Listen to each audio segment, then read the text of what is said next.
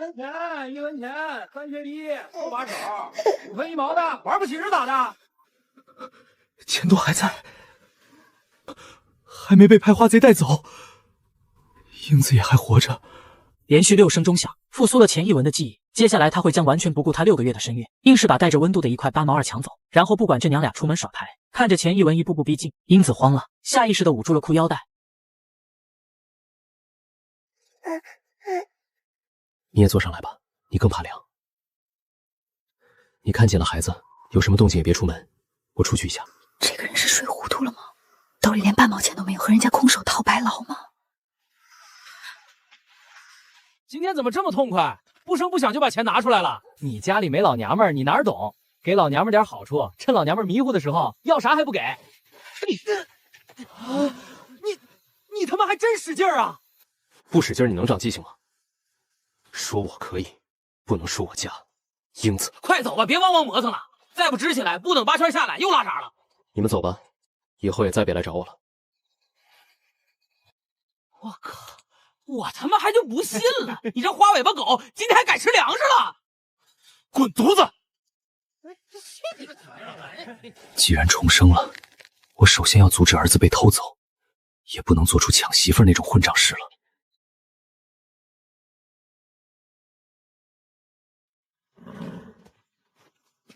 这能行吗？老娘们家的，少说这丧气话。英子，英子，爸妈，你们咋来了？啊，你在家呀？英子，快开门，爸妈来了。你拿这玩意儿干啥？我打算磨一磨，明天要用。你没和二狗子去？没去，以后再不怎么混了。妈，按着那么咱们咋来了？你三姨奶病了，去看她了，顺便来这瞅一眼。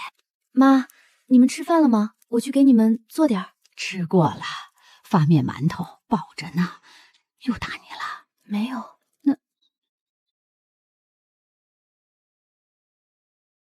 他拿那玩意儿干啥？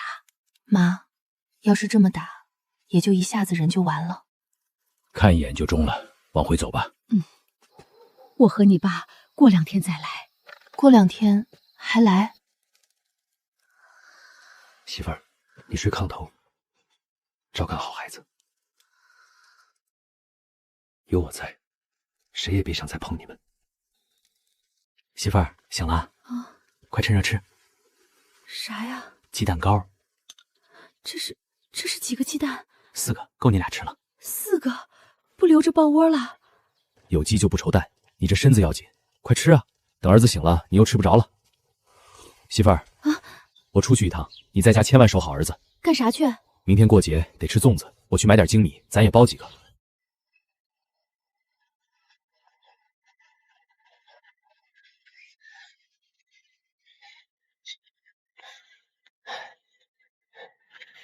先把眼前的日子撑起来。玉植7分，柴胡2毛5，桔梗1毛7，生麻9分，苦杉6分。同志，重丰咱这不收吗？重丰是啥玩意儿？没听说过啊，就是7叶一蒸花，那玩意儿没人要。把土抖落净了哈，不然扣你秤。放心吧，同志，保证不带土不带泥。6块9，同志，帮我看一下自行车，我马上就回来。你可快点啊，时间长了丢了我可不管。马上。同志，来根这个。你这是干啥？同志，乡里的事儿你熟，想和你请教请教。啊，想问啥事儿你说吧。想挖点药补贴个家用，你帮我支支招，咋能少出力多挣点？这个你会分等吗？有个标准我就能分。你要是能分等，再自己加工好了，就能多卖不少钱。大哥，咱们有等级标准，为啥还统收？好多人都不算细账，也懒得回去晒，刨出来直接就送来了，搞得我们月涨秤。大哥，那我以后就按照咱们的要求加工好再拿来卖吧。那感情好了，你会加工？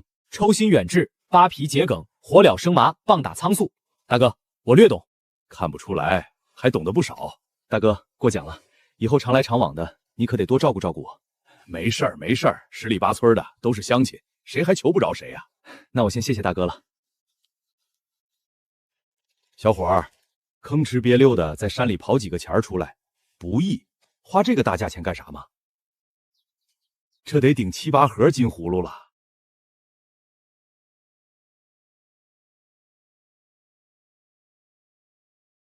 你今天手气好？运气不错。你以为我去耍钱了？不是吗？不然你哪来的钱？等一会儿我再和你说。我都说了，以后不耍钱了。那你哪里来的钱我在小青山上采了点药，去平安卖了。？6.9块，这得多少东西才能卖这么多钱？不能挑，为什么？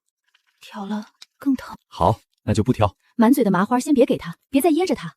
儿子，来，爹给你洗白白。爸，你吃。儿子吃，爸爸不饿。你咋买这么贵的香皂？肥皂不也一样推泥？哪有这个香？你闻闻。别抹太多，抹多了晚上睡觉都蹭被头子上了。好，那就慢慢来。肉粽子哪有吃肉粽子的？你咋不买肥一点的？是不是还能搞出点油来？你帮我看着点火，火上不去，整不出那样味儿来。没出息。开饭喽！你看着点儿，别烫着儿子。儿子，来，吃一口肉肉。你倒是吃啊！这是怎么了？太阳真能打西边出来？都不记得上一次他抱儿子是什么时候了。小钱多肚子小，不能吃太多，剩下的给妈妈和弟弟吃，你得多吃，吃出个2人份来。真香！呀，眨眼睛啦！这么大的灯泡子，这得多少电？哎呀，忘了买几个鸡蛋了。没有，就别吃了。你别出屋，我出去一趟。昨天没等来拍花贼，今天还是不能太大意，万一是自己记错了日子呢？哎呀妈呀，整这么大灯泡子，这得多少电？哼，这心就不够你操的了。哎，那可是你亲侄儿，操这闲心，你也不怕烂痱子？是四叔和四婶。咋这么香？这得是多少肉味能飘出这么老远？走你的得了，也不怕崴脚脖子。再香，他爹吃这一口了，他妈吃这一口了。等我2步，都没亮了。你急着投胎呀？怕去晚了假死呀？妈还在三姐家里，可眼下老太太还在姐姐家里。你干啥？我摸摸儿子。不是在你那边吗？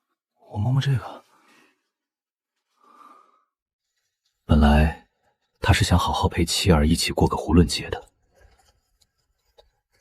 但是从零开始的创业，每一分钟都值得珍惜。一大片苦参，这是昨天就看到的。虽然这东西不值钱，但得来容易。掀起一块肚皮，四周的土一散开，就像是捡东西一样容易。你这大过节的，不在家里眯着，还往出跑，刚巧要买点东西，就顺道挖了点药。路太远，不能空跑。你这点东西卖的不亏，顶着露水来的都能拧出水来。成家了？成家了。大哥，还得麻烦你帮我看一下车。去吧去吧。大哥，合作社咋不卖秤呢？你看看你，这又是干啥？社会风气都是被你们这帮人给带坏的。大哥，细水长流。乡下人有几个能用得着秤的？这么多年，供销社就没卖过秤，想买得去县里。你留一盒抽吧。大哥，我不会抽烟。这玩意儿有啥会不会的？鼓捣就会了。小伙子都有小孩了，几岁了？3岁多了，老二都快出生了。啊，这得交多少钱呢？我们夫妻俩都是少数民族，不算超生。哦，我说的呢，多大家底子敢这么干？大哥，过2天我就开始送分等的药材了，到时候我有啥不懂的，你可得多指点指点。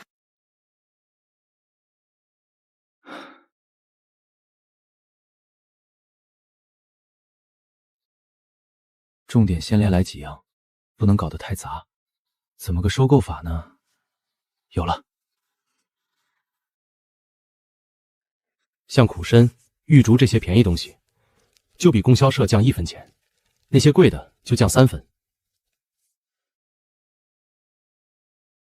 让乡亲们少走了几十里路就能拿到钱，也不算心黑。嘿嘿，得让他觉得自己有价值才行。这些钱都放你这儿啊，这可算是见着回头钱了。嘿嘿，别太高兴，可能只是个过路财神，而且还得干活。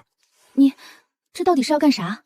我想和我们就了一块儿的，丁也就到会儿，工作好冲生，然后脚油量搭下，倒取个工作长的工作才会不好。媳妇儿，上山药挖回来药，我自己一个人去采药，拼死拼活的也刨不出多少钱来。我收湿的晒成干的，挣1分钱，干后再分档挣1份钱。我也不懂这些呀。以后我连采带加工，有人来卖，你就给看看秤就行，别的啥也不用你干。能行吗？上哪儿整底子钱去？那不是吗？就这点钱能够吗？咱们一边收一边卖，慢慢的就倒腾开了。你就等着富婆吧。富婆是啥？富婆就是有钱的媳妇儿。几年了，第一次觉得放在锅台上的钱是安全的。这小子准瞄的时又赊账来了，尤其钱一文这种赖着不还的，真招人烦。李叔，借你块地方，把这广告贴一下。你要收药材？李叔，我这不是收药材，我是给平安供销社代收，最后还得多送到供销社区去。供销社给你小子多少好处啊？李叔，供销社给我1分钱的差价。好，赶紧挣点钱，把账还上吧。下个月就来查账了，你还不上，又得我给你垫上。李叔，给我拿1瓶胶水，先记上。忘带钱啊。整点浆糊贴上不就行了？还得花钱买胶水，啥时候来清账？李叔，你先拢好，1个礼拜之内我准还。你都欠了2年，要不是看在你死去的爹和老丈人的面子上，我早猫的跟你急眼了。李叔，你这么说话有问题，我老丈人比你都硬实，还得借你毛笔用一下。给你，你小子赊账不说，还得白用东西，而且还瞄的跟我一个文化人挑字眼儿，踏踏实实的取信于人，别第一步就让人害怕。知道了，李叔。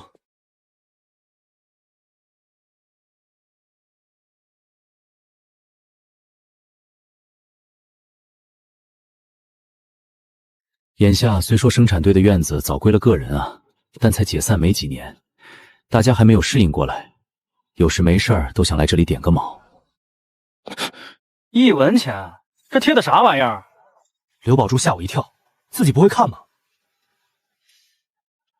广告，我看看啥广告？我说1文钱，咋还想起来做卖了呢？这风里来雨里去的，哪有推牌就自在啊？我干啥还得用你管？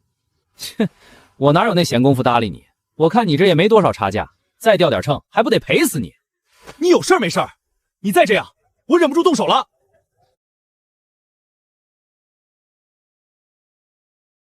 呸！书刷不成事儿，还跟我牛哄哄的。不对，这小子混是混点，但终归不傻，这里边肯定有点事儿。我瞄的还能眼睁睁的看着你把钱挣了，也不看看这是什么地界，也不想想这地界谁说了算钱。四叔，你来干啥？四叔，打明天起，我要给平安供销社代收药材了，在你这儿贴张广告。啥？四叔，就是这个，你先看看。这写的这是什么玩意儿？一个都不认识。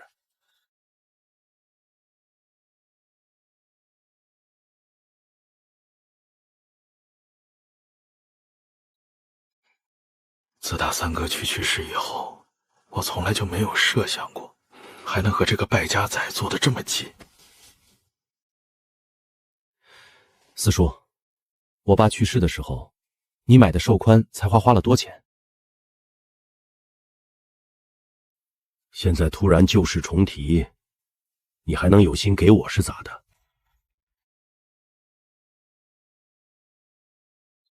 你买这玩意儿干啥？还抽上烟了？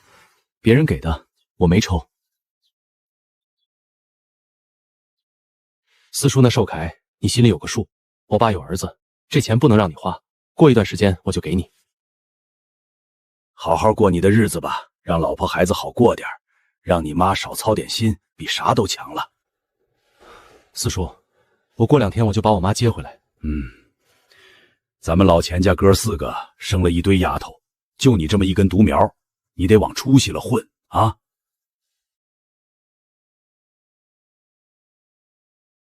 李豆腐酱今天咋没干豆腐呢？四婶儿，干豆腐卖没了。砖头子，我说你以后再卖豆腐，能不能先走我们这趟街？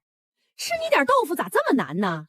刘支书和李德福那趟街有钱人多，你就不往我们背街走了？怕我们不给你豆子？婶子，我都快40的人了，你咋还叫我小命？我儿子都给你学会了。你还能大过我去？谁让给你起这名了？四叔，你那钩子秤借我用几天，收上药材了，没个秤不行。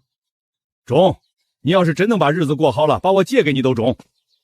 一天天的净瞎咧咧，把你接出去了，我咋整？那不是还有驴吗？啥活还不能干？你个老不死的，又胡咧咧。这老两口还是这么爱拌嘴。正好四婶想跟你说说话呢，你就来了。谁都知道吃香的喝辣的好，谁都想把屋里头整亮堂的。可这过日子就得讲究个算计。以往点洋油灯的时候，点根蜡都觉得挺好了。你说四婶说的对不对？破车嘴，啥都想管。你给人家当家去吧。咋的？我说的有错吗？四婶说的对，我这回都上心过日子了。收那玩意儿能行吗？去了糟的能剩钱吗？你放心吧，四叔，我已经挖了2天的药了，把路子都磨好了，赔不了。你收药，合作社给你垫的钱。四叔，等我挣来钱了，给你买杆盘子挣，能给我还回来就行了。花那钱干啥？挣不用的时候留墙根放着，别让人给踩坏了。这个完蛋玩意儿，真想起来过日子了。吃粽子喽！这年月吃几斤大米都得拿苞米去换，更别说这年大米了。这个可真不行。你咋没买点酒？不喝了。家里还有红酒，呸！日子过成这熊样子了，我还有心思惦记拉宴呢。这不是那瓶鹿中人参酒吗？这喝还是不喝？一杯还不到1两，应该没有大问题，到不了乱七八糟嘴的药味。媳妇儿，这酒是哪来的？二舅在那个国营的清风山鹿场，他给爸送来的。二舅，清风山鹿场，二舅还在那儿吗？那可是端着铁饭碗的正式职工，哪能说走就走？我知道了。这么有劲儿的东西，不把它投放到市场中去，对得起千千万万的男男女女吗？这件事不是3、5天能挑起来的。这个时候，个人估计还有很多困难，慢慢来吧，步子要稳。这才有个药材晾晒场的样子，活也干了，还把酒劲儿给散了，省得一会儿酒精上来搞事儿，挺好。我饭刚才得倒吧，我拿免线吧。媳妇儿，你帮我把这麻袋缝补一下，明天早起我得用。这个实在是不会了。你明天还去采药？得去啊，不然真来一大帮人，咱拿不出钱给人家，那多没面子。要不我也给你洗洗。等会儿吧，没几针就完事儿了。第一次看孕妇的脚，原来竟是这个样子，肿得像个小馒头一样。你干啥？你缝你的，不用你管。我一会儿自己洗洗得了。你能哈得下腰吗？儿子不难受吗？给爸洗脸。麻袋挺贵的，坏了就扔不行。就算补到无能为力，只要不遭懒都不能扔，还可捡了补别的麻袋，最后还能垫鸡窝。你不是说不送鲜货了吗？怎么又整这么多湿的送来了？大哥，刚刨完，一算计路程，还是往这边走比往家里赶近点，就直接送过来了。都是苦参？都是苦参。这玩意儿跟虚参，可得一把子好气力。你这可是够恨宰的了。没事，这车皮实，驮上3、4个人都没事。车倒没事，这一路上刚下坡的，就你这小身板子，可是真够你呛的。就别去皮了，整数好算账，刚好7块2。大哥，咱哥俩也见了几次面了，你又这么帮忙，我都没问问大哥贵姓。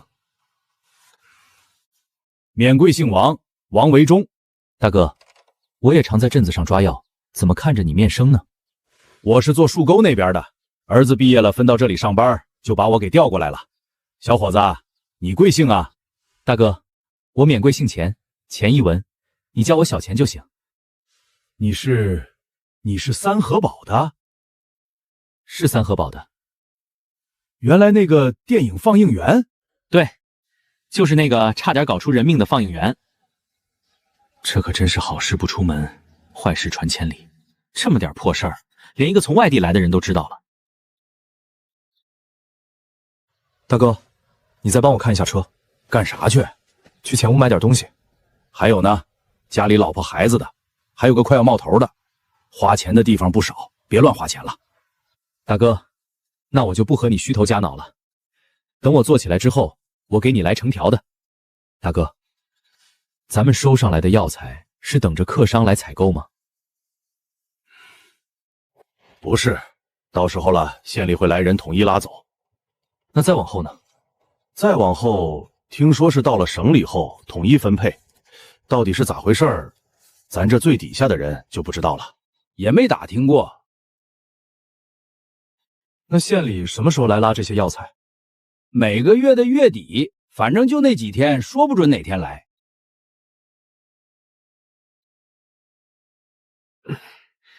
哎，谢谢大哥。王哥，我先回去了。好好，回去坡大，慢点儿。顺子，下回挖完了把土好好抖落抖落，这回就这么着了。再要是这样，我可就得扣你的秤啊！知道了，婶子。一共5毛6分钱，给你。谢谢婶子，明天我们再挖，我先拿回去洗一遍再来。这在屯子边上就挖到了。不能洗，你这一洗水都湿透了，不是更压秤了吗？难怪不长个儿，都让心眼儿给坠住了。给我，你去坐着吧，算明白账就行了。手上快没钱了。嗨，媳妇儿本来想让你当回富婆的，没想到成富婆了。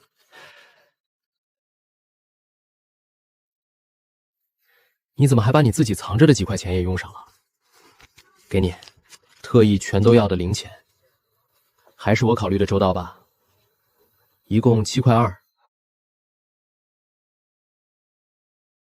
媳妇儿，你先带儿子进屋吧，我把干的挑出来，这玩意儿抖落起的灰都呛嗓子。搭一宿露水，不是又湿了吗？那不然先添起来。隔啥汤？咱家一块塑料布都没有吗？谁？谁呀？没事儿，好像是谁家老母猪又跑圈子了。跑圈子啊？那赶紧通知下乡亲们啊！还有多少钱啊？4块5。4块5，4块5，哪怕是再有10块钱也好，就不用再上山自己采了。我这儿还有5块。今天的药材不是都花出去了吗？今天爸妈又来了。去，你先坐炕上，还没到你呢。要是能多有几块钱，是不是就真不用自己去采了？不过也不要紧，只要药材晾干了，我就去送。勤跑几趟也能倒开。哎呀，这还挺知道心疼媳妇儿的呢。快把抹布给我。怕啥？又不是外人。等你行动方便了，你得给我洗。这一院子的药材都是今天收的？都是今天收的。收这些得不少钱吧？花了10好几块钱呢。都是合作社给垫的。合作社？不是呀，都是他这2天采药卖的钱，再加上家里还有一点儿。四叔，能凑个10来20的，也就差不多够了。你小子咋知道我兜里正揣着这20的？你四叔的老本都在这儿了。走回家。才说这么2句，咋就急着走呢？那咋的？你还想在这儿过夜呀？你个老犟种，就和我扯脖子喊这点能耐，干啥来了？你忘了呀？你三姐捎来信了，说她家土豆子留多了，去了栽种，还剩了2麻袋，过几天窖里反水就留不住了，让你早点去拉回来。真的吗？那太好了，正好把我妈也一块接回来。你打算咋去呀？我有自行车。你那玩意儿，驮了土豆子，你妈咋整？拴后边回来？那不是还有驮座吗？啥玩意儿？颠颠哒哒30里地，也不怕把你妈尾巴蹬2半了？赶我驴车去吧，咋也比你那玩意儿强。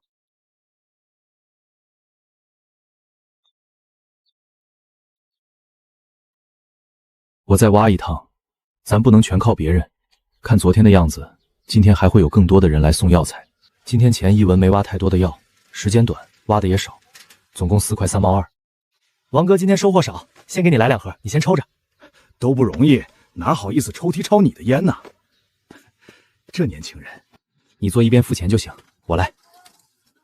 英子，你去看看，好像是二大爷。二大爷，你咋不进屋？我看你们都忙着呢，给你还热乎着呢，给孩子吃。手里是2个窝窝头，动作一下轻了下来。以后别往这拿东西了，啥都不缺，你自己留着吃吧。我听你四婶说这些东西能卖钱，就给你们刨了点儿。钱一文走过来，先看了一眼二大爷脚上和裤腿上的泥，再低头看看那半筐药材。二大爷，这东西我送到供销社，人家也是给钱的，我哪能白要你的东西？英子，给二大爷拿1块1毛6。啥？这点玩意儿能值这么多钱？你小子这么做买卖还不得赔钱？给你，你就拿着吧。这也太多了，说是给你们的，哪能要钱？我们也能卖钱，你这么大岁数啊，哪能白要你的？你看看，这不成了占你们便宜了吗？我刚买的麻花，你给二大爷都拿上吧。给小卤豆吃吧，正是长骨头长肉的时候。我这把老骨头了，吃不吃能咋地？放这儿了，记得拿回去。第一天收上来的山药已经干得差不多了，这些带点木质的根本来水分就少，春风一抽干得更快。英子出来看时，见钱一文正给干透了的苦山分等。先别分了，洗手吃饭吧。你先吃吧，我得把这些分好集，明天早点送去，不然资金链该断了。资金链是啥？好像超科了。钱串子，我说钱串子。那我帮你。也用不多一会儿，你带儿子先去吃吧，这会儿得大哈腰，你这身子不行。爸，吃饭饭。乖，跟妈妈一起吃饭饭。爸，举高高。好，把住了呀。快下来，你爸都没法干活了。儿子饿吧？来，先吃一口。我要爸爸坏坏。英子观察了一下，见钱一文正把那些粗壮些、没干掏的往出挑。媳妇儿，你瞅你，像给我指明路似的，我可不敢用你。指明路？我怎么觉着挨骂了呢？等到钱一文装好了2麻袋，天也黑透了。这时门外的黑影又出现了。这一次钱一文没声张，故意磨磨蹭蹭的一点一点往门口磨着。走你！哎呀，谁呀？这不是三哥吗？这么晚了不睡觉，你这是玩啥呢？你瞎呀？没看着人吗？你看你这话说的，要是看着了，我能瞪眼睛往你身上扬吗？三哥，你咋还猫我家后面呢？我撒泡尿不行吗？三哥，你这病得治啊！咋了？我看你都在那儿站了足有半拉点了，也没拉出一滴大来，怕是病得不轻啊！明明刚才你还说我没看见人，咋这会儿又说我在那儿站了半个钟头？这是咋了？三哥尿急，呲咱们家的墙根子，我一不留神砸到他头了。就屋里洗一把吧。三哥别半天了，你别耽误了人家事儿，整出大病来，你给治咋的？媳妇儿，这种人还是不往家里领的好。这号人你得罪他干啥？你不知道，光我看见的，他就鬼鬼祟祟的来了2趟了，指不定又憋啥坏水呢。你都知道他憋着坏心眼呢，还搭理他干啥？像上回一样吓跑他就得了。媳妇儿，可不是我招惹他，是他先把我贴的告示都给扯了。你咋知道是他干的？也没准是谁家孩子看着新鲜，扯回去玩了呢。跑不了那个摆摊的，那广告撕下来根本就没拿走，就直接撕碎扔地上了。那你也不该得罪这种人。你一天天的不着个家，剩我们娘俩，他要是得找麻烦怎么办？大白天的，倒不信他还敢把你俩咋地。我倒是怕以后送药的越来越多，你这身子又越来越沉，受不了。干点活能咋地？昨天妈来的时候还特意告诉我多运动运动呢。媳妇儿，我想让二大爷来帮忙。那么大岁数的人了，咱好麻烦人家。不能白让二大爷帮忙，一天给他块钱怎么样？那还行。二舅在鹿场是正式职工，1个月才块钱。咋了？给多了？说啥呢？给二大爷钱多少都不多。这个扛饿，我明天带着路上吃吧。这几捆子干山椿，我看的有100多斤，2等货就能卖2毛多钱一斤，能卖20多块。我还挑了点柴胡、桔梗和苍铁，先拿去探探路子，再倒腾几天，给你买套的确来。这件结婚时候买的衣服，看样子也要穿到头了。买啥买？有那钱先留着做买卖吧，别哪天资金串子又断了。明天要是有空，收回点斜口布和几指白花旗来，再买1包大马针。可千万别买啥衣服，这身板子穿上能穿出啥样来？再说眼下正是用钱的时候。英子说完半天没听见回声，抬头一看，钱一文已经睡着了。看他累得说睡就睡，心里那点埋怨也都化了。你咋来这么早？王哥，我这不是想你了吗？嘿嘿，今儿这嘴是抹蜜吧？咋这甜？今天的是干的还是湿的？王哥，今天全是干的。还是分好等的。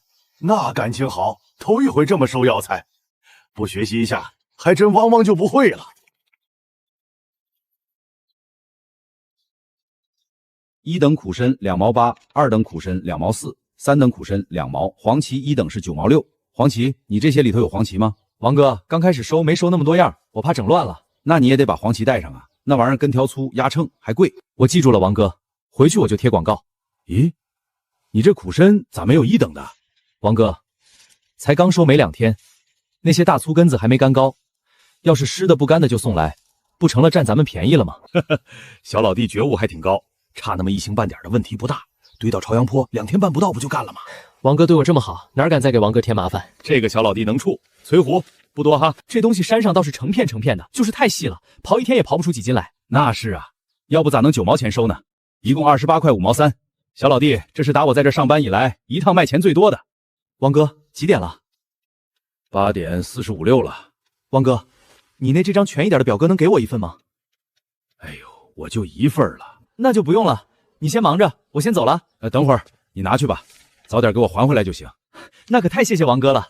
王哥，我回去抽空复印复写一份，再给你送回来。王哥，今天我有点着急，等我下趟来的。哎呀，用不着那个。都说董长贵的姑爷叔耍不成事儿，怎么看着不像呢？这一天天的正命似的干活，像个毛驴子似的。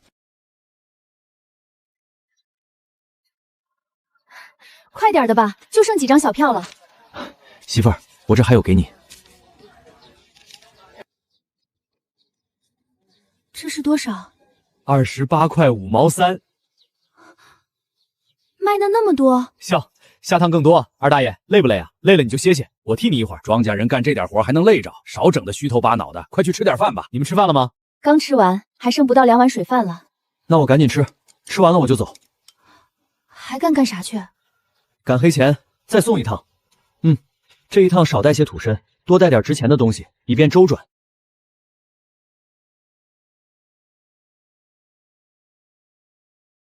这个窝算是包不上了。什么东西这么香啊？酸菜土豆条，1碗鸡蛋酱，4、5颗羊角葱。媳妇儿，今天好丰盛呀！媳妇儿，咱家哪来的土豆？二大爷拎来的。二大爷，你和二大爷说让他帮忙了吗？说了，他可乐呵了，还说不要钱，咱到时候可不能不给啊。行，到时候你给。对了，晚上别让二老爷走啊，我买点好吃的回来，让二老爷喝一口。你这又来一趟，这是有多大一家子要养活，这么受累？王哥，来送货的越来越多了，我不多跑2趟，本钱周转不开。你这是干啥？我也没帮上你啥忙，一个买一个卖。王哥，你技不压等还给我支招，这就算是帮我大忙了。而且就算你这么天天敬着我，钱我还能多给你几块是咋的？那不都是小事儿吗？再说这也都是我的本职工作。王哥那可不一样啊，多一句话少一句话这回事吗？您多一句话我这心里就踏实，少一句话我这心里就没底儿。你就拿着吧，咱哥俩还得长处呢。你今年多大了？咋了，王哥？我今年26了。哦，属鼠的，和我儿子同岁。哎呀，你看我这没大没小的，那我得管你叫声王叔才对啊。别的听惯了，你一改，别再把我闪着。你拿2盒回去。王哥，我不抽烟，你忘了？你不抽，家里还不得有个来人去且啥的？听好了，以后可不能再买了，挣点钱多不容易。没事，王哥，以后我们挣大钱，这点小钱都不算个事儿。那就等你挣大钱了再说吧。好，就这么说定了。我着急回家，我先走了。路上慢点儿。明天可别这么起早贪黑的了，多让人不放心。二子，感觉怎么好像不太高兴呢？没事儿，跟李豆腐酱子怄得点气。英子，你说你也是，跟他生那份嫌弃干啥？李豆腐酱怎么了？英子要称2斤干豆腐，他不卖给咱。这个老李头，现在这手工业者都这么暴躁了吗？这个李豆腐酱竟然敢拿客户不当一回事儿！你等明天我碰着他的。你别又惹事儿了，也不怪人家，欠人家2年的豆腐涨了100来斤黄豆，你说人家能不着急吗？人家说2句也不犯毛病，人家不指着鼻子骂就不错了。人家这不是卖给你了吗？你怎么还不乐呵？我花的现钱。那你更应该高兴才对啊！你看看整个三河堡，谁家能掏现钱买豆腐？好了，媳妇儿，我来做饭，你去李德富那儿打2斤酒，慢点走，不着急。咋的？这日子是不打算过了呀？看不惯你就一口别动，也没有外人，你整这些菜干啥？二大爷，没花多少钱。啥玩意儿没花多少钱？我可得信你，就这一盆子肉还不得1块多钱啊？二大爷，这得是多长时间没买过肉了？四婶也来一杯。齁辣的我才不喝呢，多吃几块肉不好吗？英子，来吃饭啊！你们先吃吧，我把锅台拾掇出来。这毛病可得给他改一改。家里来人不让老娘上桌子哪行？都一块吃吧，哪有爷爷奶奶嫌弃孙子的？你们先吃吧，他一霍霍，别人还咋吃？没事，我看着。都一块吃吧，哪有爷爷奶奶嫌弃孙子的？英子这才慢慢挨着桌边坐下，孩子也被他护在腿边。二大爷，你多吃点。你也是真不寻思着给老婆孩子留个下顿？你吃你的吧，明天我再买点回来。十五半糟的来这么一回还行，天天这么吃，有多少钱够造的？让你多吃点好的，你还数落人家，受穷的命。咋？我说的不对吗？不是过日子道吗？哼，这主穷横的，惹不起。二大爷，你猜我这趟卖了多少钱？还能有上午多，也就是20块顶天了。48块多，单据给你看看。我汪汪的不识字，你不知道啊？二大爷这2趟卖的加一起比本钱多了。那这一院子的药材都是挣下的，可不是吗？这买卖还中啊？可我看着好像下午你驮走的没上午多呢。二大爷，下午卖的都是值钱的。四叔，这是借你那钱。二大爷，这是你这2天的工钱，把该还的该给的都分出来。我都和英子说了不要钱的，怎么还给？我明儿就不来了。二大爷，这你说啥也得拿着，我们轻手利脚的哪能占你的便宜呢？给我孙子攒着。四叔，你怎么不揣起来呢？先放你这儿吧，别给我送完了上去就行。不能，以后不玩了。有那记性吗？你汪汪的拧我干什么玩意儿？该瞎说啥？真就1碗凉水，让你给看到底了。他要是真能改了，这钱我就说啥也不要了。你咋啥话都往外说？钱一文一边看着四叔2口子拌嘴，一边掏出那包花生糖，拆开来递给2位老人1人1块。这带把的烟给我抽袋都白瞎了。二大爷，四叔说的你都听着了吧？我作证，你小子就好好干，不蒸馒头争口气，这钱就让他拿不回去。这混小子还中，还给他二大爷整个班上，汪汪的怎么不想着四叔点？你二哥不是给你和驴都安排活了吗？那能一样吗？人家是正式的，我就是个临时工，啥汪汪的临时工，工资也不提，不就是壮丁吗？四叔，回去慢点儿。这还能骑车了吗？这咋还冷不丁的上来虎劲儿了呢？不要命了？谁知道呢？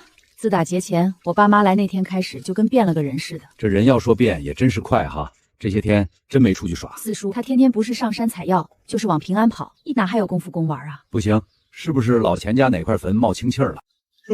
四叔啊，咱可不能起得这么早，就是为了折腾老祖宗的。起来了啊？咋的？帮工还有错了？这都分好了，怎么不装起来呢？掌柜的不发话，咱也不敢动啊。干活不由衷，累死也无功啊！四叔，我看你们分的挺好啊，就是这仓庄得拿鞋底子在簸箕里好好搓一搓。搓它干啥？四叔，仓出这玩意儿就是这么个收购标准，得把须根子去掉。把须根子搓掉，搓秃噜皮了，那得掉多少分量？你小子是不是有点虎？四叔，你就听我的吧，气强颇美，你侄儿干不过你。说到药材，你可真没我懂。四叔，你这么早把毛驴车赶出来，这是要干啥去啊？干啥事儿都别硬撑那干巴强，想挣钱那也得一点一点来。哪能一口吃个胖子？再骑2天这玩意儿，尾巴根子都给你磨成猴腚。感情是媳妇儿为了我起了个大早了，去四叔给驴车刷咋来的？是我找四叔来的，今年这趟就麻烦四叔吧。嗨，啥麻烦不麻烦的，一笔还能写出2个钱字咱的。四叔，你这毛驴子脾气不大吧？顺毛摸索，别呛茬来，倒也没啥。你真不用我去？不是都说毛驴子脾气不好？再倔还能有老钱家人倔？也是，再倔也倔不过二大爷和四叔去。四叔，你在家帮我干点别的活。啥活？在院里给我搭个锅台。啥？屋里有锅，你还搭个锅台干啥？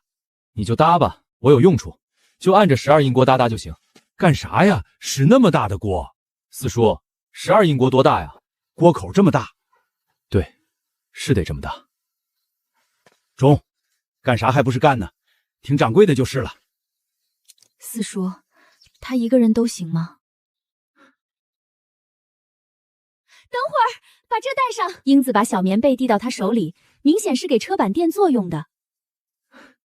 媳妇儿，你真好。加点小心，卖完了就早点回来。那天我让你买的东西，你是不是都忘了？啥呀？黑躺绒、斜口布、白花旗，再买1包大马针。柜里妈打的硌背还有点，我做几双鞋。买几双得了，就别自己做了。你都这样了，还能纳鞋底吗？哪有那么娇气？再说一双好的胶皮鞋得3、4块钱，花那钱干啥？那几样布都买多少？你就和店员说，够做10几双鞋的就行，他就给你配了。还要啥？不要了。英子站在门口望着他走远，手还按着那条小棉被留下的余温。是鸟枪换炮了呀？那整的驴车，王哥院子里成堆了，自行车倒腾不过来了，借家的驴车。好，越滚越大了，好好整着，攒点钱自己拴一化车。难怪四叔和老丈人都整个私家车，看来这驴骡还是比人有用。这一趟卖的钱足顶以前的4趟啊，都来平安好几趟了。今天得去看一趟老丈人了，这一趟可是真没少卖钱。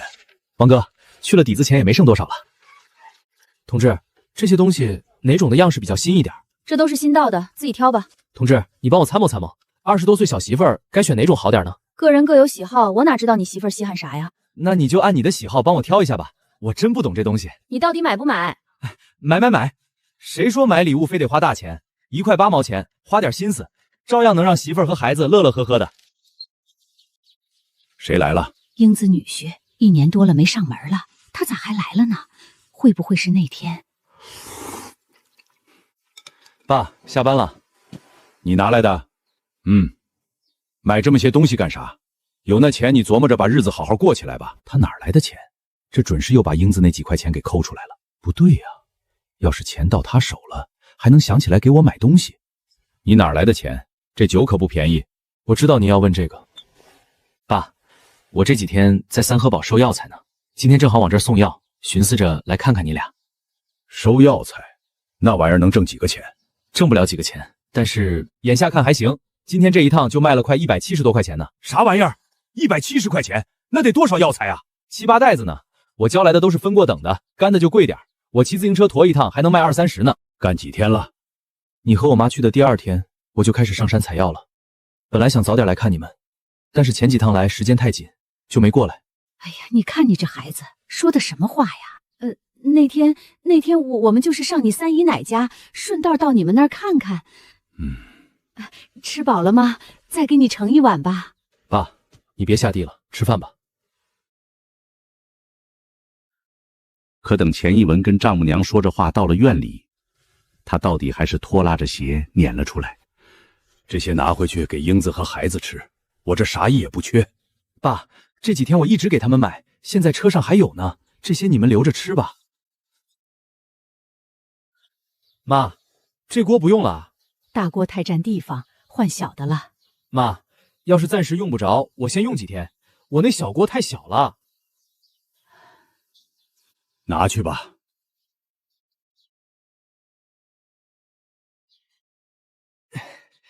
正好，扣上省着道上蹲搭丢喽。你使这么大的锅干啥？炮制药材。爸妈，你们回去吧，我先走了。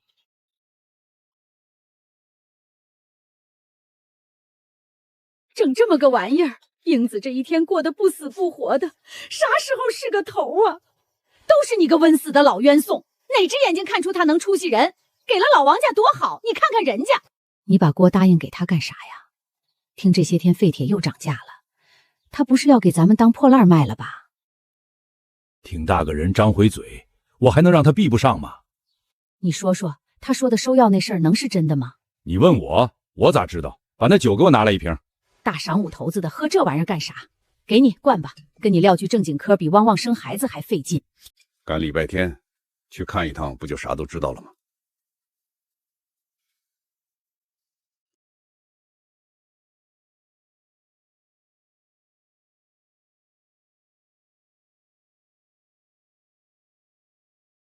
那不是三湾子吗？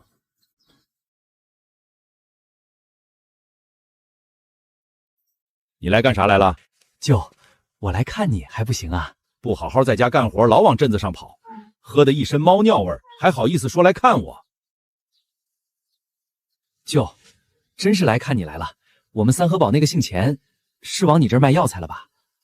咋了？我就问问舅，我也想收药材，你看行不行？果然，这狗东西是冲着我来的。药材的门路刚摸热，他就想顺着往里钻了。啥你都想干，干啥都2天半新鲜的，消停眯着吧，让你爹妈省点心。舅，你看你这话说的，他1文钱都能干，凭啥我不能干？哼，就算你们老刘家烧高香了，也别总惦记走歪路子。哼，人比人得死，人家能一天骑车直达2个来回，尾巴都铲坏了，靠吃索密通顶着。我家有2马大车呀，那有像他那么虎干的呢？行，我不小瞧你，你明天给我送来点，我看看。这狗东西还真想顺着我这条路往里钻了。等刘宝珠走远，钱一文这才从树后慢慢探出身。既然他想跟着学，那就先把门路再往前推一步。1文钱，1文钱！干啥？我没功夫。不是找你玩，找你有正经事儿。啥事儿？快说，我着急呢。你能不能借我2块钱？1块，1块也行。咋的？又输了？不是，我妈脚脖子崴了，下不了地，想给她买点3、7片圣经红药啥的。老葛头子他不生给我。这回的心酸不是装的，是真急到没法了。有的就抓紧还我，我这也是5马倒6羊的买卖，钱也紧。1文钱，这都是你卖药材挣的。有没有啥我能干的？我白帮工。赶紧买药去吧，硬伤还敢挺着。好，过2天我有了立马就给你。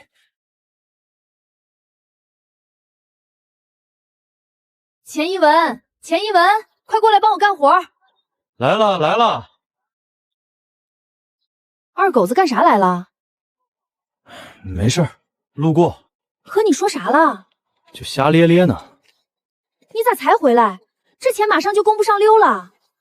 趁着相邻屯子的人还在，这一波人得先把名头放出去。总算弄好了，相邻屯子的人还在，趁着人多把广告打出去是正经事儿呀。这又新加了这么多样，钱小子七婶不认字儿，你给念念呗。先等我一会儿，这做上买卖了就是不一样，走道都有模有样的。艾蒿2分5一斤，小根蒜5分1斤，婆婆丁连根带叶都要4分5一斤，扁蓄就是扁猪牙3分1斤，桔梗都认识吧？1毛5一斤。哎呀妈呀，扁猪牙也是药啊！这玩意儿俺们家院子就能划了1麻袋。那你还不麻溜往家跑？一会儿你家院子里准保一院子人。这一会儿我家老头子把老母猪放出来，咔咔一顿造，一顿都能让他炫进去2毛钱。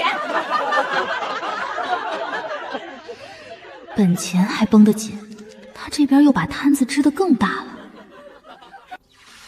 哪整这么一口破锅？这得搭多少油才能炼出来？白给的还挑拣啥？要是白捡的还重。豆腐，新出锅的大豆腐。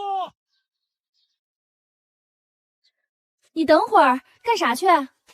媳妇儿，你别多想，我就是去和卖豆腐的说2句话，你放心吧，我马上就回来。这欠账不过小年的规矩，你钱小子也不是不知道。你这点豆腐账都过了1个选年了，李哥，100多斤黄豆没就这几天，等周转开了我给你先钱。那我就再容你几天，你可得抓紧啊！李哥也是顶门过日子的人。李哥，你就把心放肚子里吧，准保不带差事的。4、5、6个吧，没准儿。最远能跑多远？黑瞎子沟和3丈岭还去过呢，那可是真正的山里，买啥啥贵，卖啥啥严。李哥，咱俩合伙干点事儿呗。啥事儿？让我玩看钓鱼，我可坐不住。李哥，那些事儿我哪能找你？你天天跑空车回来，不如帮我在各村收点药材。收药材？我就按定好的数给你，100斤的药材，你就多拿5份辛苦钱。那就是1车药材下来，我还多攒点辛苦钱呗。你挑桔梗、黄芪、黄金和柴胡这种贵的收，一天多攒出几天的饭钱，还不跟玩似的？真要是像你说的能多攒点，那我试试吧。你试一下就知道了。李哥，那是价格，你拿笔抄下来1份。这人脑子一转，路子又被他扯出去一大根儿。英子，你来。你这钱不对账啊？差多少？差10多块多呢。哎呀，这老两口啥时候偷摸给我放里的？我怎么不知道呢？你又不老，怎么就不能带？等孩子生下来，咱还得往17、18了打扮呢。儿子，你看看这是啥玩意儿？爸跑了。二大爷和四叔被英子让到了屋里，一看钱一文正分罐头，转身就都出去了。给孩子留着吃吧，他吃的日子在后头呢。你不吃，让我们咋能下去这个口？好，我吃。这也太甜了吧！这得是放了多少糖啊，都齁得慌。一屋子人都被二大爷这一口甜的愣住，连屋里的气都跟着松了下来。今天这一车卖了多少钱？没卖多少，没卖多少，总得有个准数吧？没个正经，跟二大爷说话还招三不着四的。二大爷，你别听他的，今天卖了快170了。啥玩意儿？二大爷以后卖的钱一天天见涨，你可别老是这么激动啊！再有个3长，破车嘴，啥都说。二大爷还能生我气咋的？二大爷是不是不生气？我要是真有个3长2短的，看谁给你干活。这锅到底是谁家的？一看也不是啥正经过日子人家，整这个埋汰。我老丈人家的。小兔崽子，你汪汪咋不早说？怕啥？骂亲家不是伟大民族的优良传统吗？你当着亲家母面咋闹都行，可这当着侄媳妇面说这个，这成啥输蝈蝈了？你先把缸里的水打满，然后把给我妈买的那块肉输到井里拔上，明天咱妈回来再吃。能替我想着给妈留点好吃的，媳妇儿你非常值得交往。去，别跟我这肉麻了。买这玩意儿吃，多亏得慌，吃一半扔一半。二大爷这么多呢，你捡他剩的干啥？小孩子吃剩的有啥可嫌弃的？再说这还有肉呢，扔了怪可惜了的。你呀，就这命了。明天去接你吗？用不用我给你当司机？这趟下来，我看这驴还挺老实的。那我可就不来了哈，地里有活。行，等我忙不过来再找四叔。这汪汪的，半夜就得给你起来喂驴，这跟给你家扛活差啥呀？不给钱还得搭钱。看样子这是不信任我，还查上我的账了。不是不信你，账对不上哪行？别等到时候差了钱，你再说我藏钱。藏就藏了，你还能给别人咋的？你今天咋想起来去我妈家了？自己老丈人家不去，难道还等着别人去孝敬啊？看来自己睡炕头的地位算是保住了，近水楼台不必客气。媳妇儿，我看四叔刷完锅后添了一大锅的水，咱俩给儿子洗个澡再睡觉吧。车不动的时候就把这草袋子给他挂脖子上，别不是自己的驴就不知道心疼。昨天回来的时候肚子都塌坑了。昨天你也没给我带啊？你老丈人也是，光把你给喂了，也不说给驴一把草吃。他家又不是不养牲口，在这供销社收了2年的草药，也没见过一个这么下力气的。一样约完了秤，合计又卖了269.5块。王哥，我去一下，马上就回来。王哥，我给你扔那儿了，我先回去了，明天见。老儿子，你咋来了？哎呀妈呀，白瞎了。妈，我来接你回家。有啥话快进屋说吧。大祥五肚子的，不晒得慌啊？你咋买这些东西？这得花多少钱？你哪来的钱？三姐，我挣的。干啥挣的？卖药才挣的。那也得省着点花。来我家还买啥东西啊？马上就又添人口了，那哪儿都得用钱。三姐，给孩子买的，也没花几块钱。有了钱也别去玩了。三姐，自打收上药材以后就再没玩过，以后也不玩了。真的呀？那我老儿子可是真出息了。哎，都说多少回了，妈，你咋不吃呢？妈，三姐，今天来送药的人一定会比昨天更多，我带着妈先回去了，改天再来。去吧，回去注意安全。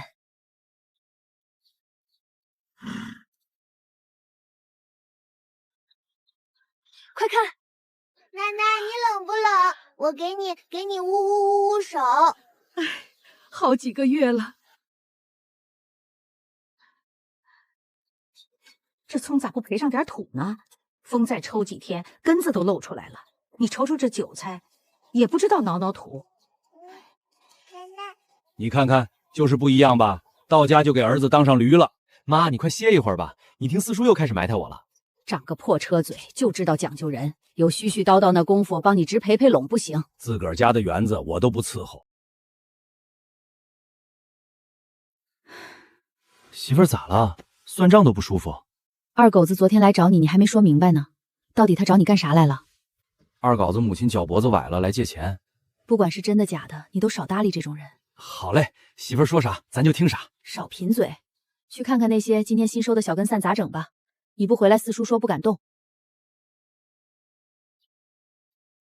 英子，我听他说不出去耍了，能是真的吗？妈，收效这摊子事儿把他累的回来沾枕头就着，还哪有那心思？这是咋的了你？妈，这些都是他买的，就这块肉和这包槽子糕是他去看我爸妈时买的，我妈又偷着给放车上了。他还敢去看你爸？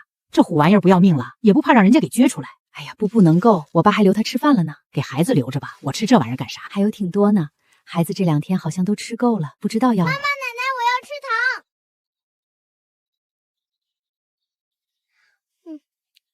这虎玩意儿咋就不知道惦记自己儿子呢？买卖人算的就是精啊！咋了，四叔？收了半把袋，都没说留几头晚上吃，四叔，那你不早说，啥好玩意儿留几个不就完了吗？那可不行，出不来分量，还不得赖我？你能吃多少？你侄儿还不至于抠到那地步吧？哟呵，二大爷行啊，还知道留后手了。给黑心地主扛活，当长工的自己不长几个心眼儿，还不得饿死？干啥没点算计能行？二哥，来一个这个吧，这个没了辣气儿。去别拉子去。英子，再给我拿10个钱。他说要你就给他啦，咋都不问问他要钱干啥？妈，挺大个人了，这点事儿不用尽管。依我看，你还是把紧点儿，这钱最好别到他手。真要是又下场了玩练了，你可就拽不回来了。英子看着门口，轻声说：“现在这个家里1分钱都得从他手里过，拽出几张去，咱们谁能知道啊？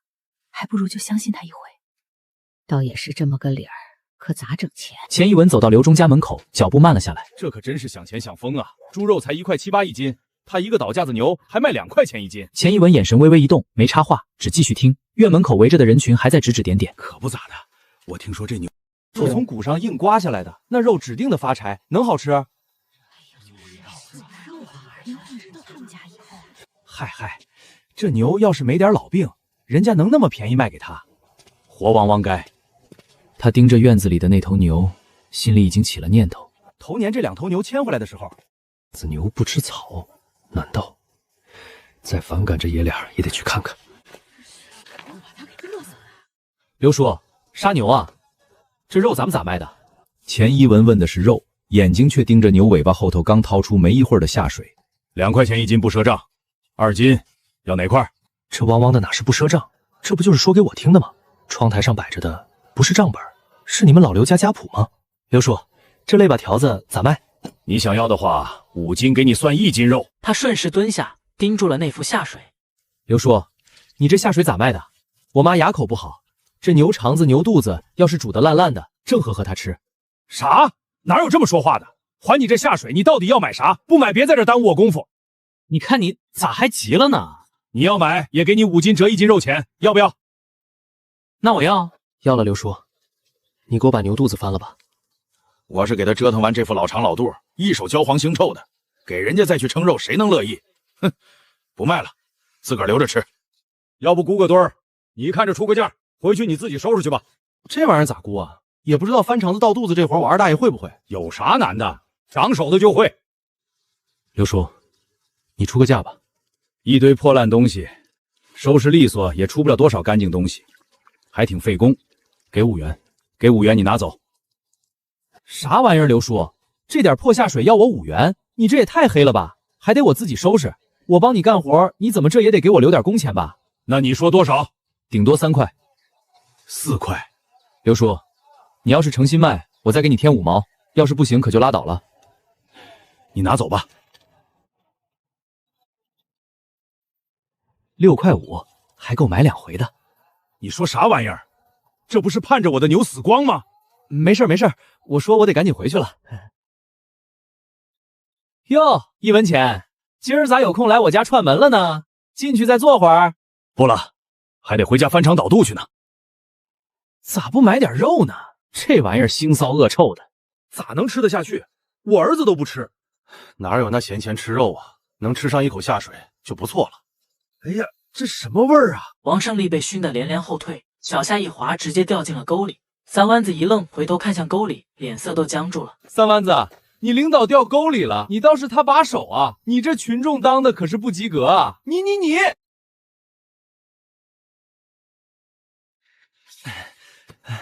快回去叫四叔来，我整不动了。我跟你抬吧。你不行，快回去叫四叔来。四叔赶来，把袋子拎进屋，往地上一放，牛下水哗啦一下摊开，屋里顿时满是腥味儿。买这玩意儿干啥？你小子这又是给我找活干呐！难怪这牛前2天把老孙头他孙子给顶了，原来这么大的胆子。哦，牛黄。听人说这玩意儿不是长在牛肚子里吗？咋跑苦胆上来了呢？牛肚子是装屎的，哪能出这么好的东西？好好看你的得了，别老瞎巴巴，别说话，做手术呢。钱一文屏着气，小心往外挤牛黄。一颗鸭蛋大小的大牛黄带着几颗小牛黄陆续滚出来，他眼里一下就亮了。这是上天看我重生不易，见怜我的妻儿老脑，给我们送钱来了吗？媳妇儿，放到阴凉地方，千万保管好。这好像得有1斤多大。大的分量了，价值嘛，可比黄金都值钱。妈，一会儿你8成得吃点苦。哎，白汪汪的从小疼到大，值钱玩意儿给媳妇儿了，吃啥苦咋吃？王胜利回到了刘忠家，越想越不对劲，站在牛棚边对着死牛和那滩血水来回大姑父，这耕地的大牲口怎么还杀了呢？一口草也不正经吃，光滋溜滋溜喝水，5更半夜摸摸不是好生的叫唤，叫的这个烦人，还老拿脑袋比划人，一来气儿就让我给宰了。这怎么和我畜牧的同学说的牛黄特征一样的？大姑父牛胆在哪儿呢？我看看。钱小子买下水都让他一块包走了。什么？大姑父，你咋让他给拿走了呢？那牛胆里好像有牛黄啊！你咋知道的？我听别人说的，半夜叫唤，不吃草光喝水，眼珠子还发红，这样的牛10有8九是长了牛黄。刘忠一听就急了，这可咋整？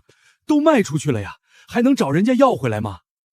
王胜利想了想，眼珠一转，立刻又有了主意。别着急，我来想想办法。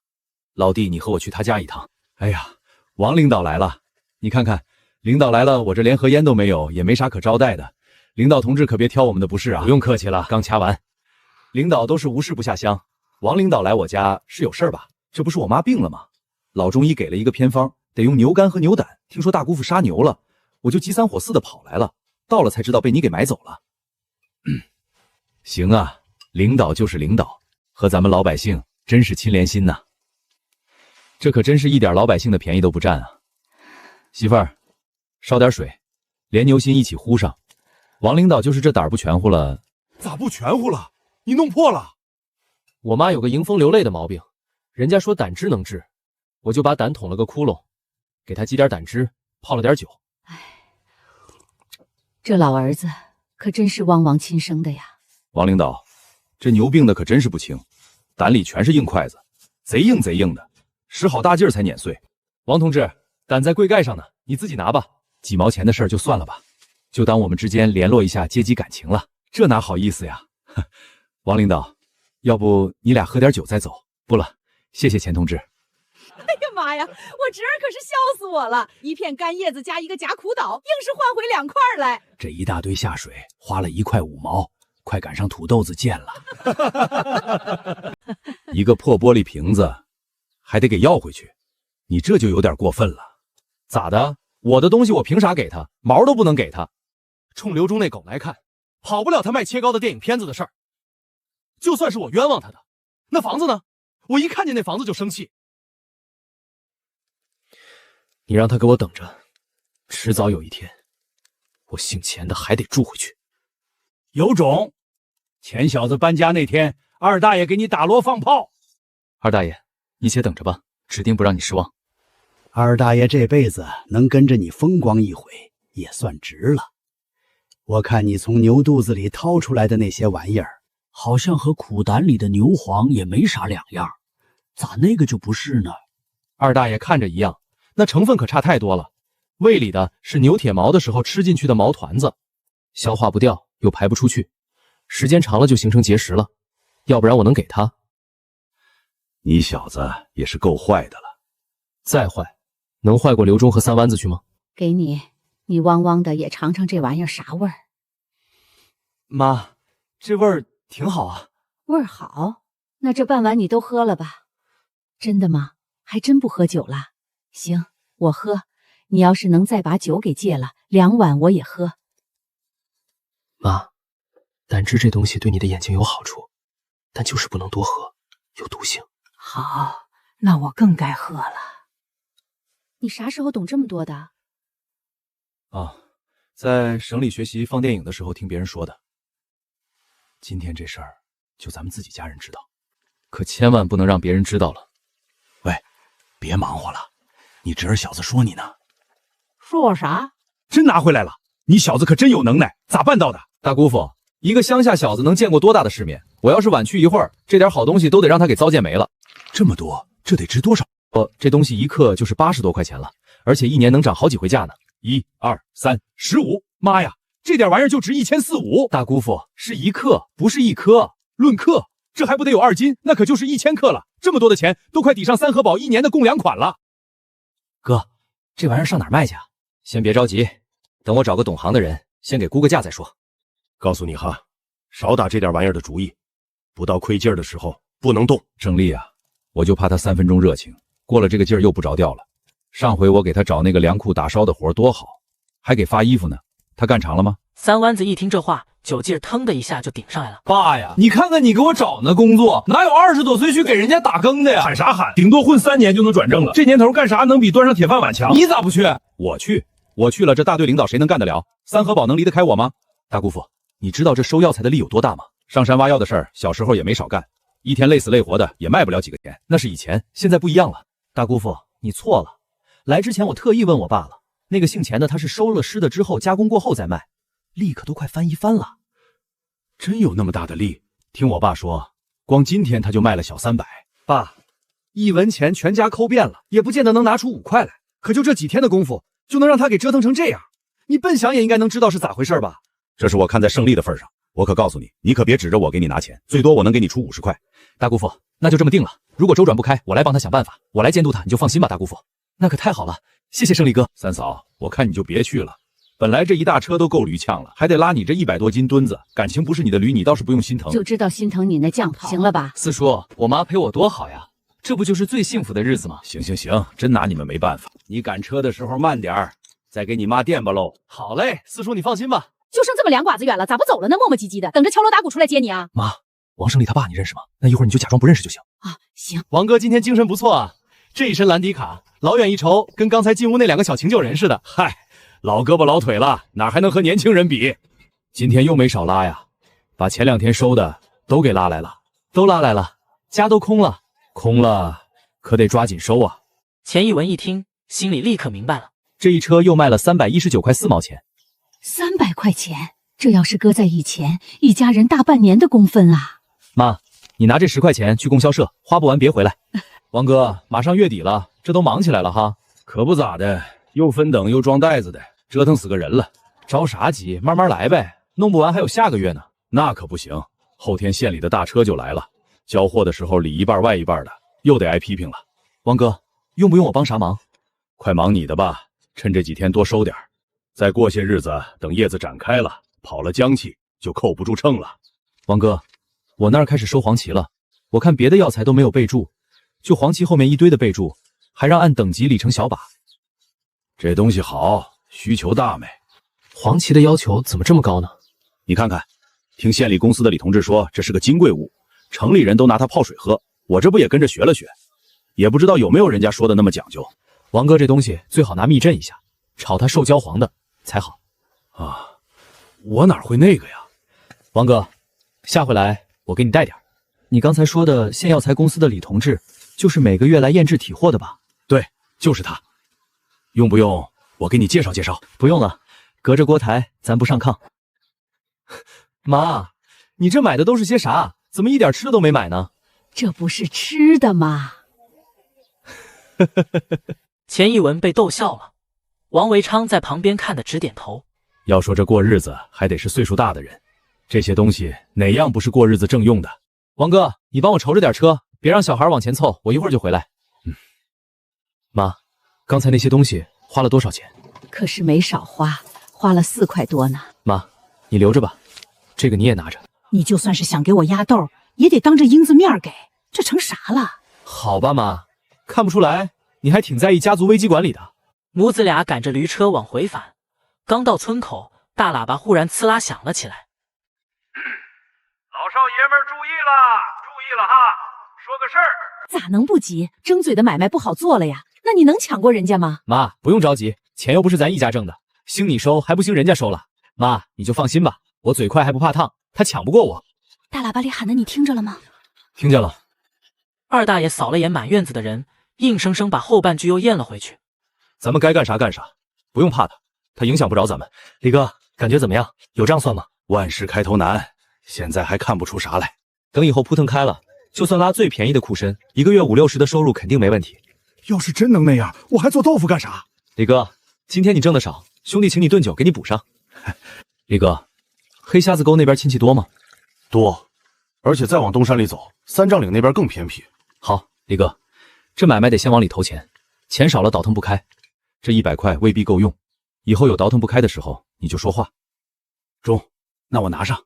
太偏远的地方收购价你自己定，大老远的还不得给毛驴子多添2盆料？明白明白。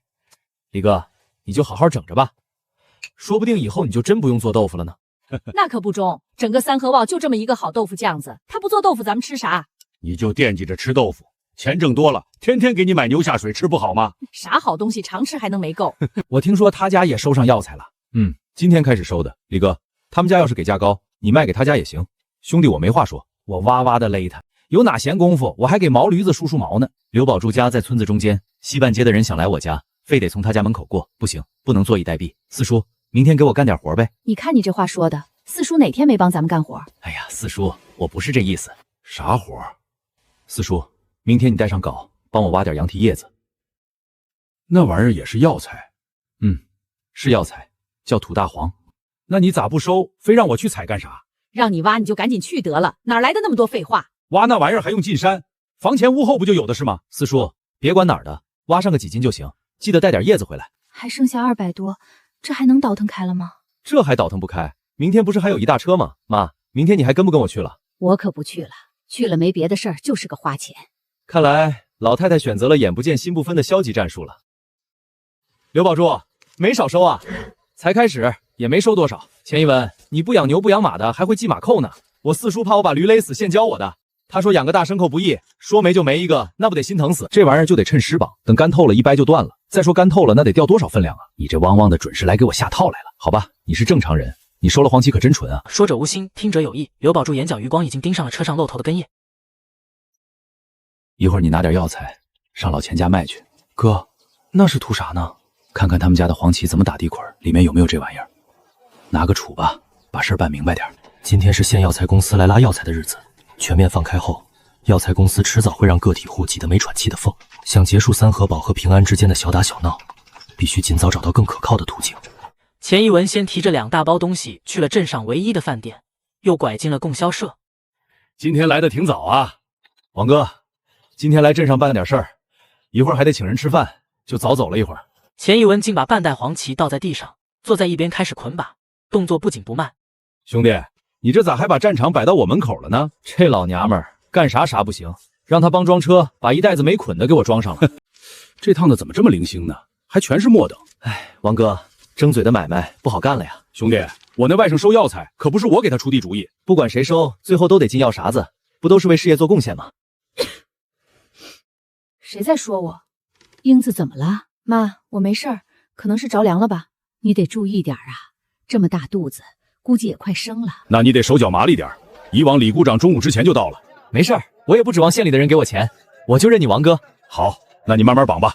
这半袋黄芪本就是钱一文故意留下来磨时间的。快10点时，大东风终于进了院子，车刚停稳就下来了2个人。老王，这个月有多少啊？李同志，从账上看得有快2000斤了。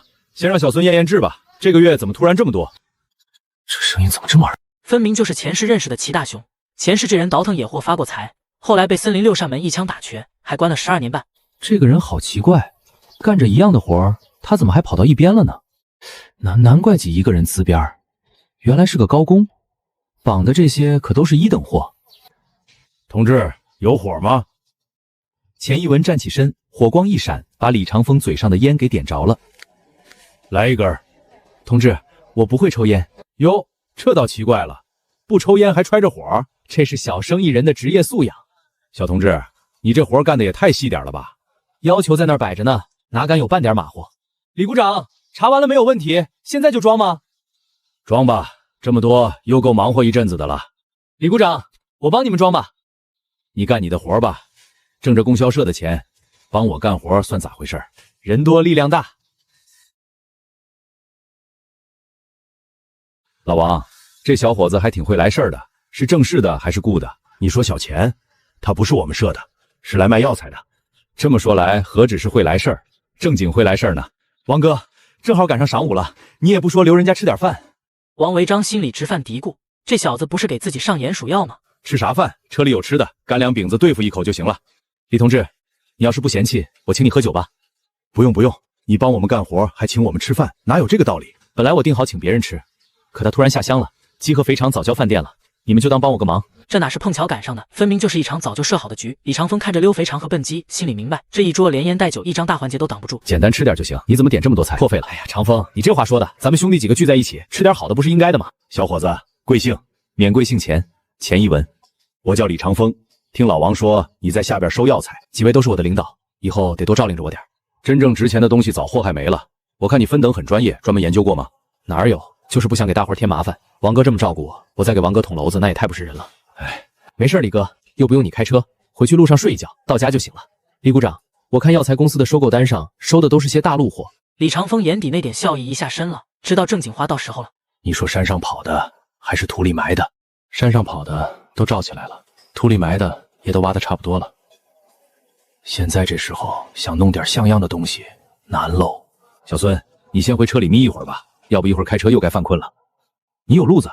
山里有几个把头和我父辈熟，山上跑的那就得慢慢碰了。不知道李股长走的是刘缺子这条线，还是走的王炳春那条线？都走。李股长，现在南边的市场已经放开了，也不一定非得干那些玄事，把大陆货好好经营起来，也是一笔不小的进项。靠这些草根子能捞出多少瑞水来？白扯。这就得看怎么经营了。如果光靠着一个人去收，就算让你一斤挣几毛钱，也难发大财。那倒是。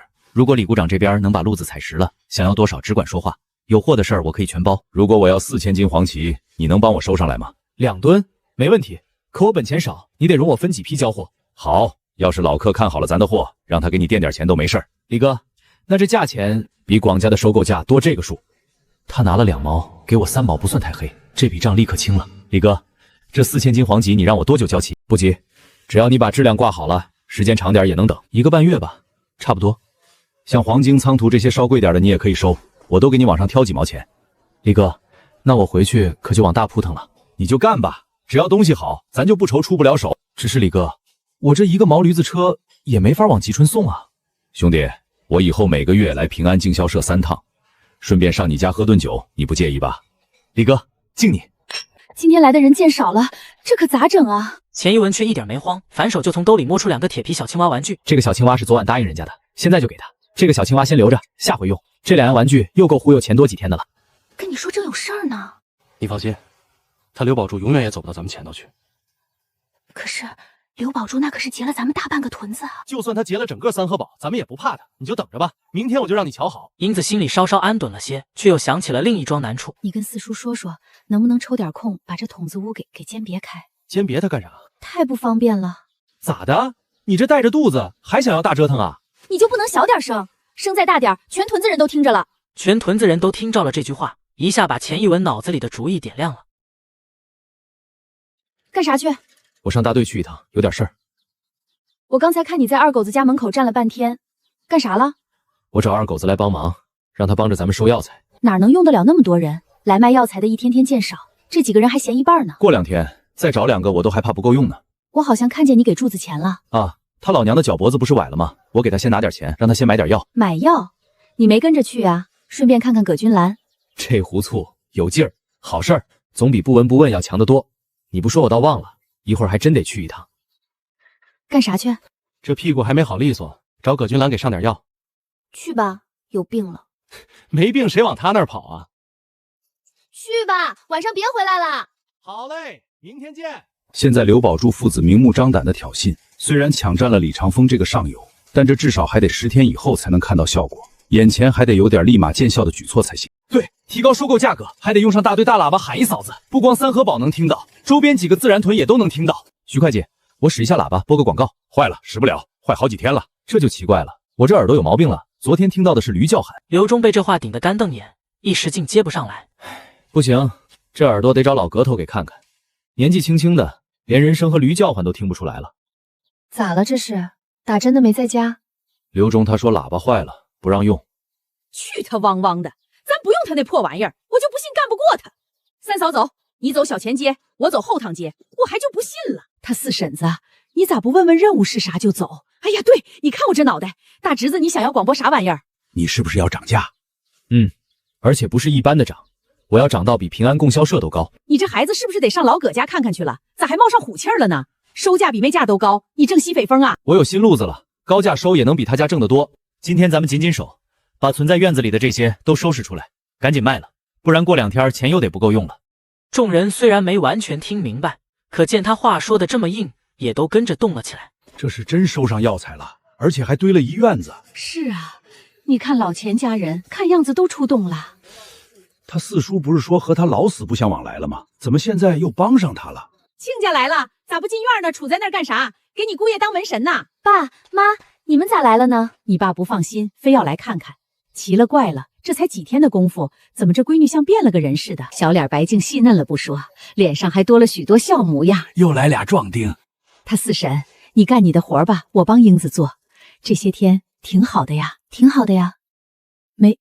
没打你？虽然有时候偷摸的喂过几家，但那个能跟妈说吗？藏好了，别再让他给翻去。你留着花吧，我这儿有。咋这么多钱？他都搁你这儿？买药材的钱。这就是牛黄，好像是屎球子。我听他说这东西都赶上金子值钱啊，咋让你说还成了屎球子了呢？那到底能值多少钱？我听他说得值10来万呢。妈呀，就这一小块10来万。那快点割起来吧，我哪是看10来万的眼睛。英子转身掏出一包糖，剥了一块递过去，给我大孙子留着吧。妈，一块糖算啥？他隔2天就带回来点儿，淘动了，孩子都有点吃够了。那些玩意儿都是他买的？这是真知道顾家了。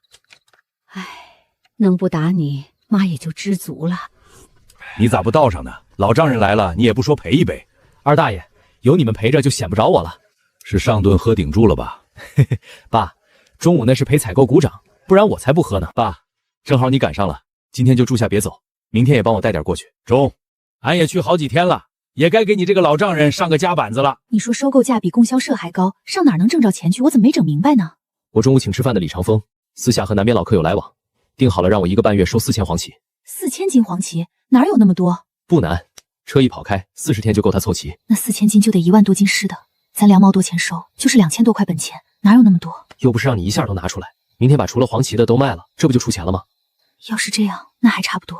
仓财、黄金、桔梗，他都能帮着消化，还能再加3毛。我说你小子怎么敢把收购价抬这么高？原来是摸着主根了。二大爷，这个采购科长可真不算主根啊！你还能爬扯到省里去？要是我把买卖做到国外去，你能输给我点啥？第二天一大早，2辆毛驴车拉着满满2车药材进了平安供销社后院。小兄弟，老丈人都出山了，这买卖是越做越大了呀。董站长，来一根，刚抽完，不抽了。你这趟咋一根黄旗叶也没有？家里那点昨天全拉来了，那玩意儿根子直，挖起来费劲，没人愿意采。王维忠嘴上信了，心里却还是转了个弯。爸，你们回家吧，我得抓紧回去啊。吃了饭再走吧。妈，我得赶紧回去，明天还想跟豆腐酱下去走一圈看看情况。再急的事儿还差1顿饭功夫啦，到了家门口了，我都没给做口饭吃，像话吗？爸，我不喝了。少喝点，没事儿，别喝大的就行。那就这1盅。爸，我二舅还在路场上班呢。再干几年就退休了。你问他干啥？我看他那儿出的酒挺好的，全都是好药泡的，那还能不好？现在那酒卖的好吗？白扯，价太高，没几个人买，买也多半是拿去送礼。后来就不咋出了，1年泡那么几回，留着送人。我二舅在那儿干啥呀？技术员。爸，二舅工作的路场离这远吗？远，离吉春还有20多里呢。你打听这么细干啥？你要去？我看那酒挺不错的，想去看看。费那劲干啥？让他找人给烧回来2瓶不就得了吗？爸，我不是要喝，我想研究一下这酒是咋做出来的。得，你这姑爷子胃口咋突然变大了？研究那玩意儿有啥用呢？你那4000斤干黄芪钱儿可不细呀，能倒腾开吗？爸，家里还有一些，再加上这600，挺上10天半个月的没问题。10天以后，李芳风来就倒腾开了。要是缺了就吱个声。要不一会儿你就直接支出来给他拿上吧。妈，要是真需要我一定说话，现在看是真用不上哈。好，要是用得着了，可一定说一声啊，别自己干憋着。让你拿你就拿着呗。那可不行，到时候耽误了你兄弟娶媳妇儿，该埋怨我了。丈母娘哪有不疼女婿的？辛苦养大的闺女可在人家手里攥着呢。那也得看啥样的。之前那顿大板削，现在想起来后脖梗子还冒凉风呢。二狗子干活咋样？干活倒是行，就是老拿斜眼溜着看人。全指着这个宝贝蝈蝈肚子出货呢。他那是怕你，不敢正眼瞧你。我看不着。二兄弟，今天早点回去吧，把这个拿上。嫂子，这是干啥？这长度都回几回锅了，你二舅妈腿脚不方便，你得多惦记惦记她。二狗子，明天早点来，替我去趟平安。啊，我一个人去啊？我明天和李哥出去走走，只能你自己去平安了。你让他一个人去能行吗？又是车马又是钱的。媳妇儿，用人不疑，疑人不用，是人是鬼，总得给他机会现形。李豆腐酱又拉回来一车药材，钱一文搭眼一看，杂七杂八什么都有。李哥，明天打算往哪边跑？前2天和三丈岭的人定后了，明天走完黑瞎子沟就去三丈岭。好，那明天我和你一起去溜达溜达，顺便了解一下情况。啊，三丈岭的路又远又不好走，4、5点钟就得走，你能起来吗？没事，李哥，半夜12点都能起来。行吧，那就这么定了。看来还真是有必要去下边看一眼。我也看他眼神好像不对，是不是有啥事儿不想让咱们知道？媳妇儿，你说的好像真挺对。这么点眼前的事儿，我还看不出来。李哥，我给你约秤，你给算算账就行。不用你，快上屋，你先吃2句子干豆腐垫垫地儿吧。要不你上屋里吃去吧，这是我妻侄家。尽管李豆腐酱动作躲躲闪闪，可秤砣撸到哪儿，钱给了多少，钱一文都看得明明白白。车马劳压点价本也在情理之中，可你压得太低就不是长久路数了。一旦有人给价更高，这些山里人还会把药卖给你吗？4000斤黄芪要是不能按期交上去，和李长风那条线就得立刻受影响。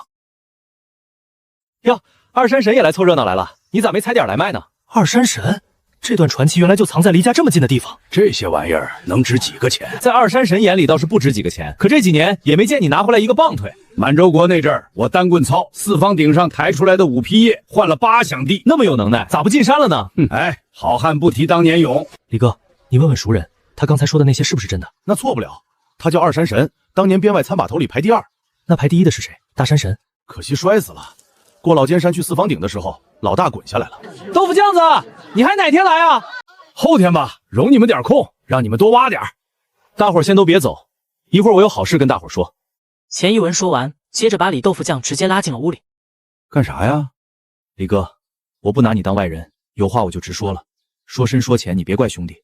咱哥俩用不着说这话，有啥你就说吧。李哥，咱这么干可不行。隔这么远，算账我一声没出，拿钱约秤又都是手捂手摁着的，他咋看出来的？我寻思这好几十里来回，道又不好走，我就压了点价钱。李哥，你的心思我能理解，但你这可不是压了一点价，万一再跑出来个4弯子5弯子，你是不是还得被迫抬价？我刚收药时失货只比供销社低1分，没几天就冒出来个刘宝柱，你忘了？与其以后被动抬价，不如现在把价定高点，把鼓锤子交到竞争者手里。这个退堂鼓得让他们自己打。李哥，一会儿出去你就把黄芪的收购价格调上来，就按我给你的价格收。那我不是白玩了吗？李哥，兄弟能让你亏着吗？你那4分钱都从兄弟这儿出，那你还能挣钱了吗？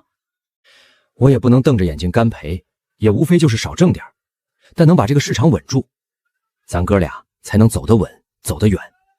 中，啥都听你的，你说咋就怎么办。有啥话快出来说呀，着急上山呢。李哥，一会儿出去你就按刚才咱俩定的说。兄弟，我这嘴笨，还是你说吧。行，那兄弟就替你说。1斤，这不是和平安供销社的价一样了吗？大伙儿听我说，我们也是帮着供销社收的，今年上头给的任务量大，让我们按他们定的价格收，好让大伙儿都积极交售。那你们挣啥钱？我们挣的是供销社的钱，大家伙儿辛辛苦苦挖点药不容易，我们哪能克扣你们呢？以后尽量保证天天来人收，你们采的药就别再往土豆窖里闷了。是谁我就不说了，以后别这么干就行。药是治病的，坏了大家都脱不开责任。谁家要是有在当地买不着的东西，可以和李哥说，李哥来的时候会帮大伙儿从平安带过来。你咋看出他们把药存放土豆窖里的？李哥，你2、3天才来一回，人家还能等着药材风干了卖给你吗？那一股发霉的味儿，我老远就闻着了。明天这趟让二娃子和你一起来，让他熟悉熟悉道。四叔，你和泥干什么呀？脱点皮。脱皮？你媳妇儿让的，说要砌坚壁墙。也好。二好子今天卖了多少钱？280多，票子和钱我都给嫂子了。收药的没问你啥呀？问了，问你咋没来？我说你在家窜稀呢。你个汪汪才坏肠子呢！呸！今天倒了大霉了，碰上说正经的呢，别闹，说我没跟对人，让我跟着他干。他今天卖了多少？黄芪多吗？可真没少卖，2马车拉满一车，黄芪是大头，把刘忠给嘚瑟坏了。一会儿把这些07、88都收拾出来，跟李哥一块出车。李哥，明天我给你捎回一副车胎来，跟我外道啥？以后出车气管子错和胶水都带上，防个万一。一文钱，今天卖多少钱？没卖多少，180的。早知道你来，帮我把家里那几袋捎来啊。这条道算是堵死了，收了一小天儿，还没花出去几十块钱。别着急，有钱还怕花不出去？赶紧想想招吧。想啥招？先干活。四叔，昨天拖那批杨氏不干，先把小仓服拾掇出来吧。李哥，这么多都是黄芪，你这可是真不怕车轱辘压爆泡了？是知道买回来新车胎了吧？那小车轱辘呼兰呼兰直咧嘴，吓得我一直没敢坐车。30多里你跑回来的，一直都没坐车，实在跟不上了也坐一会儿。750斤，李哥能一直保持这个状态下去吗？太能了，涨价以后闲人全上山了，一人赶一辆车。李哥欠人家钱了吧？是欠了点，也不多。掌柜的，多给李哥拿100，人家越是信任咱们，咱越是不能插事儿。要不把咱爸那骡子车借来使唤几天？眼下正是汤头遍地的时候，人家那骡子还得干活呢。隔3差5用一趟也不耽误啥。你要抹布柴，我去说去。你可拉倒吧，消停在家待着，别再把我儿子给嘚瑟出来。你个熊玩意儿，啥汪汪都说。还有你们家这么做买卖的，收购价比卖价都高，这不是顶人玩吗？价又不是你家定的，我愿意多少钱收就多少钱收。妈，怎么了？没你事儿，你一边待着去。今天我就好好和他掰扯掰扯。我问你，咱两家谁先收的药材？谁先收的能咋的？行你家收就不行别人收了？管闲事儿还管别人家院子里来，爷俩瞪着4个大水泡子，站大街上劫人都劫不住，咋回事？自己不会寻思寻思？你私自涨价，这就不对，这是扰乱秩序。怎么的？我给老百姓点实惠，你这个大队干部看不惯了？你不是天天叨叨着为人民服务吗？你也提价啊！你比我们家价高，老百姓乐呵了，我就算赔了，我也跟着乐。你汪汪有那个破吗？你给我等着！谁也不能说死石头石头就死去。老娘打今儿起就天天坐家等着你，看看你能把老娘咋的？你以为还是当队长那时候吗？妈，你消消气，跟他生气犯不上。我能跟他真生气吗？真有意思。这些牛黄你保管好，千万别挤压，这玩意儿易碎。拿着干啥？你要卖了？有点用处。晚上咱躺被窝里慢慢说。滚！兄弟，到20号的时候还能有这么多不？这你得问你们一家子。啊？下边的事儿，经李豆腐匠手办的，他比我知道的多。前2天我又往山里跑了几个屯子，那边更偏，去一趟就不少往回拉。李哥，说重点。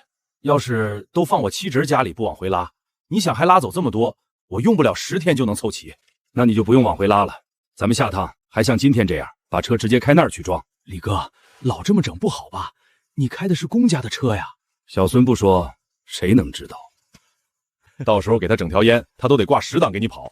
小孙，往那边去的路怎么样？好不好走？倒没啥太难走的地方，就是靠山进水的地方全是水打沟，不敢快开，颠倒的厉害。哦，没事儿，正好明天骡子车不用往平安跑了，我赶上车，拿锹把那些沟都给你出溜平了，保证你下趟来走的都是牛皮地儿。小根蒜咋不收了？我看还有不少往上交的呢。二大爷，小根蒜到了汆塔的时候了，将其往上一渡，那点好东西都用到传宗接代上了，药性不够了。中，那我让他们把手里的交上来，就不挖了。二大爷，等我回来，你还得去黑瞎子沟。中，瞎子跳井哪儿还不被封呢？发配到哪儿就在哪儿眯着呗。李哥，知道现在牛黄什么行情吗？你有？李哥，当我爸在山里收药材的时候，碰到一户人家杀牛，杀出了牛黄。我爸差不多花光了家里所有的积蓄，给买下来了。这些年一直也没出手。有多少？你知道成色吗？应该能有300来克吧，具体啥成色我还真不知道。药材公司收是85，要是碰上好买主，能卖到90多吧。李哥，有合适的买主吗？有。人在吉春吗？一个安徽的老客，不在吉春，在省里，不过搁一个电话他就能来。安徽老客是王炳春吗？我听说他老家不是东阳的吗？你俩认识？我不认识，只是听说过专收细货的知名人士，行里边有几个不知道的。李长风先是一惊，随即又把第一次见面时那点话头给串上了。那明天我给你引荐引。老吴，耽误你一会儿，我这儿有点东西，帮我看一眼。李股长啊，又得着什么好东西了？牛黄，这玩意儿可是好几年都没看着了。老吴把牛黄翻来覆去看了半天，神情越来越认真。好玩意儿啊，这个是老东西，多少年了？有10来年了吧。经管的挺上心的，跟上个月刚取出来的似的。你这点东西顶2个万元户了，这么多钱，盖个小楼都够用了。山沟子里哪用得着盖那么好的房子？有个砖房就不错了。准备什么时候动工？李哥，还是先找施工队吧。先确认一下今年能不能完工，我好回去办宅基地的事儿。最好是那种能帮我跑材料的。八字还没一撇呢，瞎张罗啥呀？万一不成多磕碜。弟妹，现在这东西这么缺，我一个电话过去，他都得半夜光腚跑过来。你们家这口子，那一看就是文化人，起那名儿都和我们不一样，一文一文多好听。兄弟，你这名文绉绉的，是有啥讲究吧？李哥也没啥讲究，可能是我爸想让我成为一个和他一样的文化人吧，所以给我取名叫一文。那这么说，老爷子也是个文化人啊？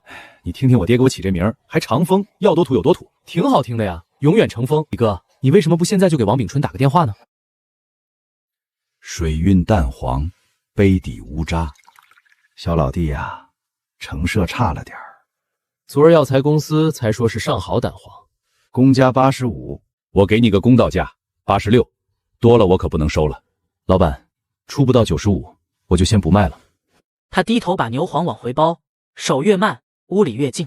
5、600种中伤药都得用这东西，国产进口加一块都远远不够。反正我也不急用钱，先留着，过年涨价了再出手。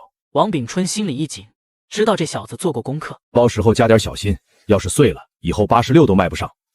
再过阵子五味子快收了，准备的咋样了？还是那几条路子，去年那个量没问题。我1吨再给你涨80，量翻1倍，行不行？15000斤，你个败家娘们儿，就干瞅着，再不伸手，回去的车就赶不上了。这熟悉的感觉又回来了。他把牛黄一收，转身就准备往外走。这人咋汪汪的这么犟呢？李长风心里门清，一克差5块，这一单差1000多。回来吧，回来吧。秤盘一晃，233克。那块最大的胆黄是方形的，方的圆的有啥不一样吗？若指这几块本该是圆形或卵形，方的说明胆囊里很挤。老板，方的圆的药效一样，管他那么多干啥？兄弟，事儿办得够敞亮，哥知道你刚才周旋半天，句句都是替我说的。今天别回了，上我家整几个硬菜，咱好好喝点。不了，老人孩子都在家，在外头哪能安心？你就不用取太多了，看着给点儿，不坏规矩就行。2330块，1分都不能少。真要是哥照顾兄弟，到家甩个1800，那另说。何况我这房子还得指望你帮我找人盖。这点小事交给我，你那边有信，我就给你摇人。回来的客车晃晃悠悠往前开，窗外树影一节节往后退。他靠在座位上，终于露出一抹踏实的笑。李长风这条线儿算是稳定了。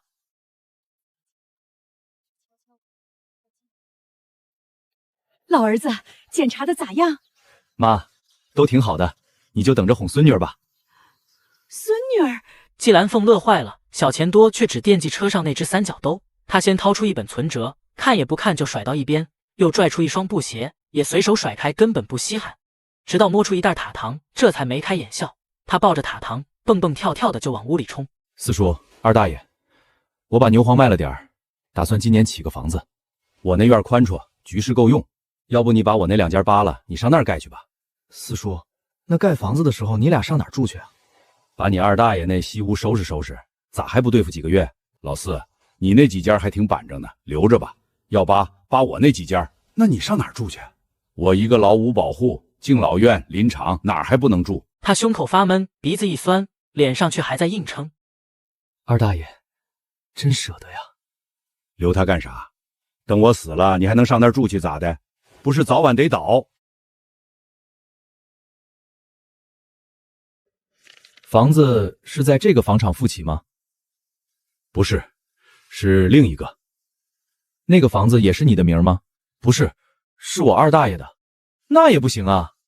走，去看看房子去。你这比原来的房子可是大太多了，这可不太好办呢。我这也是有实际困难，同志。我二大爷是五保户，四叔四婶没儿没女，我寻思着盖个房子把他们都经管到一起，就省得给县里添麻烦了。好，有觉悟，把这条记上。你和耿所长啥关系啊？没关系啊。你向村委会申请了吗？呀，也不知道这事儿啊。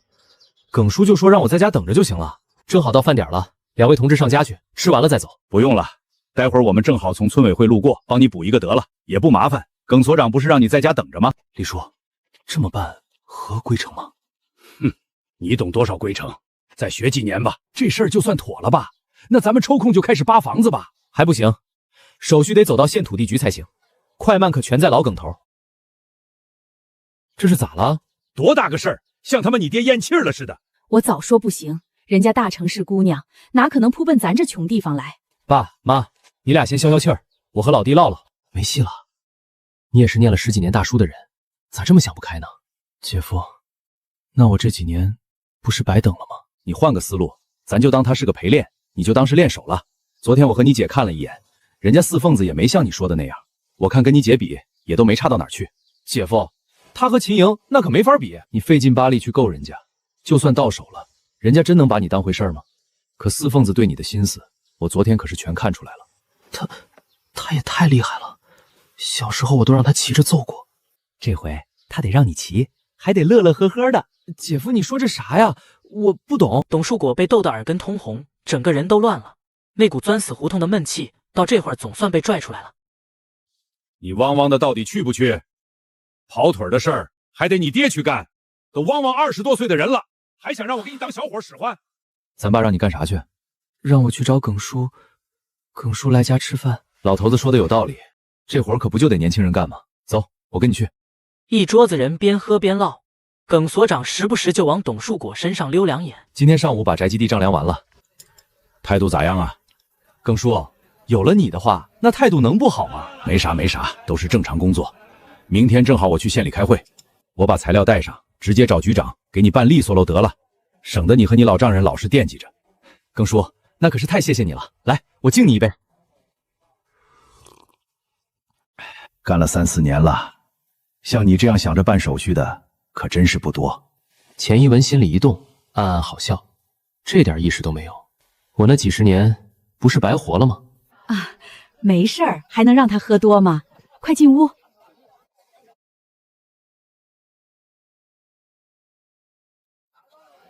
你干啥来了？我妈怕你在外边喝多了，让我来看看你。这和当年骑我的那个疯丫头，确定真是一个人吗？回去吧，这几步道爬到家也用不上10分钟，有啥好惦记的？哎，这老头子可是真不会办事，刚来咋就往回撵呢？让俩人先放会儿电不好吗？耿秋凤，拿手电了吗？外边可黑了呀。董树果，拿上手电，送耿秋凤。你咋回来了呢？钱哥又收了不少，都堆成山了。豆腐酱子让我回来接二大爷来了。不错呀，那一会儿吃过午饭，你就抓紧带二大爷去吧。哎，钱哥，豆腐酱子在那边又买了头驴拴车上了，我不想这么干了，我也想像豆腐酱子那样自己收。可是你一收不和他争嘴了吗？我上我老家那边收去，那边和他这儿根本不挨着，不犯冲。那还行，不过那你搁啥拉货呢？我这不是寻思着和你商量商量，把四叔这驴车借我10两天。这好像是不行，我当初都答应给豆腐酱了，现在反悔，那不成拆人家台了吗？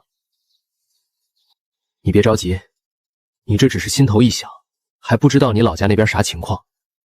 你先骑上我这车子，去摸摸情况，